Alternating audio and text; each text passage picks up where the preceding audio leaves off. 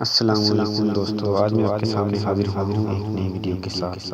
Video کی جانب جانے سے پہلے آپ میرے چینل کو ضرور سبسکرائب کر لیں اور ساتھ ہی بیل آئیکن کو بھی دبا لیں تاکہ آنے والی مزید ویڈیو آپ تک پہنچ سکے۔ آئیے چلتے ہیں ویڈیو کی جانب۔ حضرت موسیٰ علیہ السلام کو نبوت اور رسالت کے دو بڑے معجزے۔ ایک دن حضرت موسیٰ علیہ السلام اپنے اہل و عیال کے ساتھ بکریاں چراتے ہوئے مدین سے بہت دور نکل آئے۔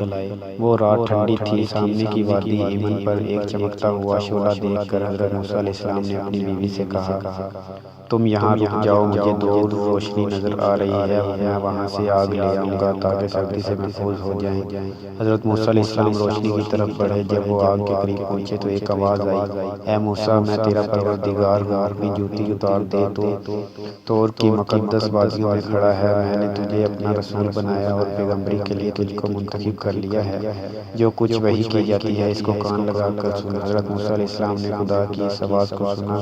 آج ان کو معلوم ہو گیا تھا کہ ان کے نصیب میں دولت آ گئی۔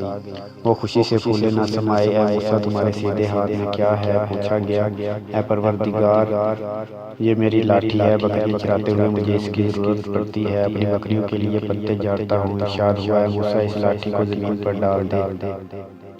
حضرت موسیٰ علیہ السلام نے عقل کی تعمیل کی، پھر وہ حیرت زدہ رہ گئے۔ لاٹھی ایک اسدہ بن گئی تھی اور وہ اسدہ دوڑنے لگا تھا۔ حضرت موسیٰ علیہ السلام اسدے کو دیکھ کر ڈر گئے۔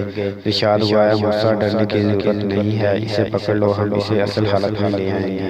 حضرت موسیٰ علیہ السلام نے جب بے خوف ہو کر اسے پکڑا تو وہ اسدہ پھر سے لاٹھی بن گیا۔ ارشاد ہوا، ہاتھ بغل میں ڈال دو اور پھر اس ہاتھ کو دیکھو کہ وہ کیسا مرض سے پاک اور بے عیب چمکتا دکھائی دے گا۔